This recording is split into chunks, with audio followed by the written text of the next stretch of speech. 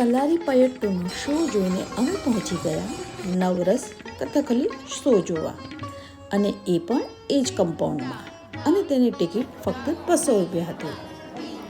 શોની શરૂઆતમાં એ બતાવ્યું કે કલાકારો કઈ રીતે તૈયાર થાય છે.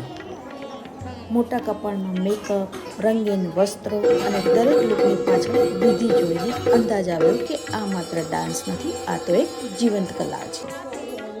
તે પછી શરૂ થયો નવરસ, એટલે કે નવ ભાવનાઓનો અભિપ્રાય. માત્ર આંખો અને ચહેરાના હાવભાવથી કલાકારોએ ખુશી, દુઃખ, ગુસ્સો, ભય જેવી ભાવનાઓ જીવંત કરી.